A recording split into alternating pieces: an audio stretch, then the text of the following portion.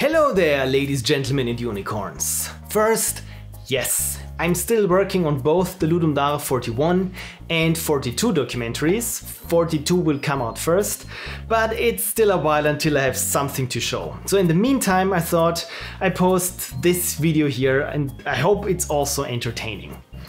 You see, 10 years ago I played the Alone in the Dark reboot and I hated it. I hated it so much so that I decided to make a video about it, make a little review of my experiences and just let the world know how bad this game was. This was the first time that I seriously thought about producing a video and uploading it to YouTube. And this whole process was such fun that since then I just kept doing it occasionally, and well, 10 years later, here we are still putting up stuff on YouTube. It didn't get many views back then, but that wasn't the point. The point was that I was just having fun. But YouTube was a different place back then, and the video that I uploaded was really tiny and badly compressed. So yeah, it's not much fun to watch today. But I recently came across this old project, and with all the project files and screen recordings, everything was still there. So I decided that this video here will be my 10-year anniversary of putting stuff on YouTube. And I made an HD remaster of this first serious video of mine. It doesn't reflect today's standards, my standards of editing and editorial and how I'm just talking and presenting things, but I still think that it might be entertaining and interesting to you of how I did things 10 years ago. So let me know what you think, and until then, enjoy! Finally, I had some time this weekend playing the new Alone in the Dark, with the same name as the original from 1992, which was done by Infogrames, which is now Atari. That old game taught me how 3 polygons scared the bejesus out of a 9-year-old. Well, good times. But this new game left me with mixed feelings. Why would it want me to press any key just for the menu? Well, the menu looks way better than the old one. Actually, one shouldn't make a review of a game when he hasn't even finished with the first chapter of a total of 8. But what the hell. But when I finally started it, everything looked very promising and the look was great, the atmosphere dense and the voice acting quite good. Not too scary now, is he? But the first odd thing was having a key to blink your digital eyes, which was necessary because your view kept blurring. And it happened, just as in real life, that when something interesting was about to happen, Who said you could talk? you were busy blinking your digital eyes, including half a second of refocusing again. It's tedious!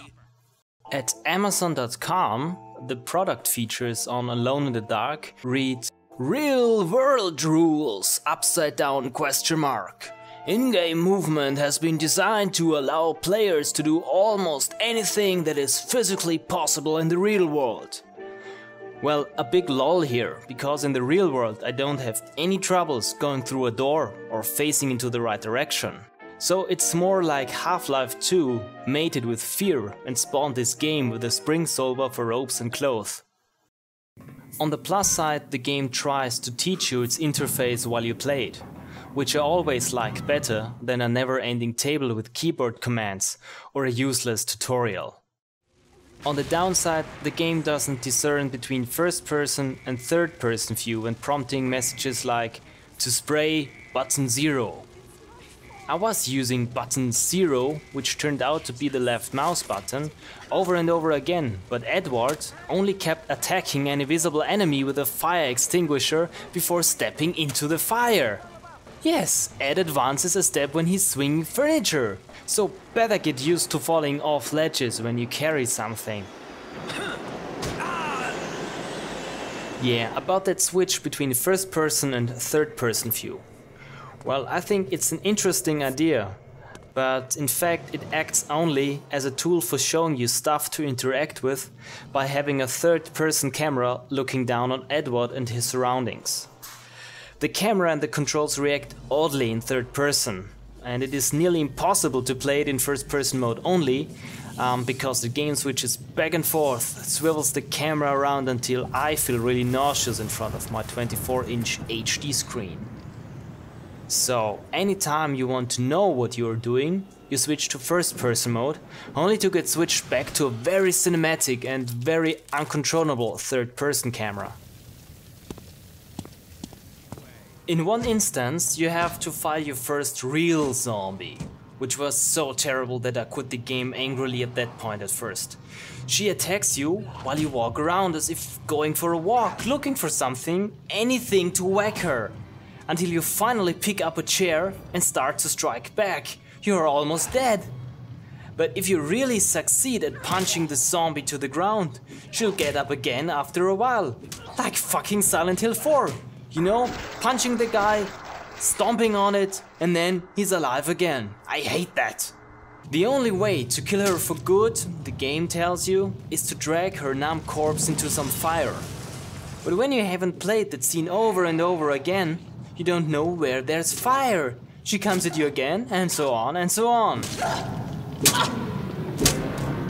As one review on Amazon.com pointed out, this isn't a run and gun game. It's more like a walk, walk, walk, and then search, in a panic, through your inventory while fire is all around you and monsters are coming game.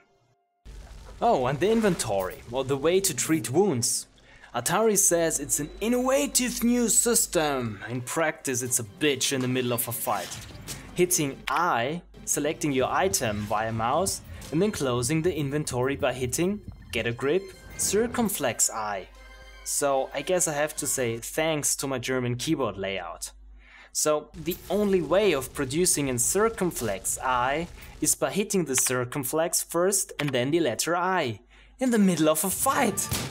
It's just as bad as letting go of a rope by hitting Alt-GR. That's the German right Alt key. And if you're wondering, yes, it means letting go of the mouse for a second. That's a sin in most modern games. And no, text adventures aren't modern games. But enough with the ranting, now for something really good. The graphics really are up to today's standards, and sometimes the game looks really good.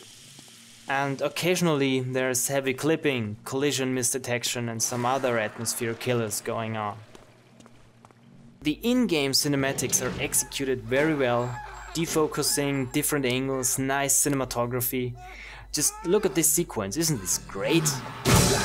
But the characters seem sometimes so unnatural, despite all the efforts taken by the designers. They could at least have made their mouth cavities darker. And don't get me started on buggy clothes solvers and that kill atmosphere at an instant. Well, I haven't played far yet to tell about the quality of the story, but I can tell what I don't like about it so far. Consider it done. You know, all the time you keep meeting people and then they just die in various ways. Those flames are spreading fast. Hey you! Over here! Come give me a hand! We've got to go back up! Gotta go around the building! Mister, you have to help us. Hey, are you okay? And I killed only one of them, which was undead before. I would really love to love this game, but after all, Half-Life 2 still is God to me. Well, maybe a patch will save it all. Or maybe I'll become so brainwashed while trying to beat that sucker that I really enjoy it.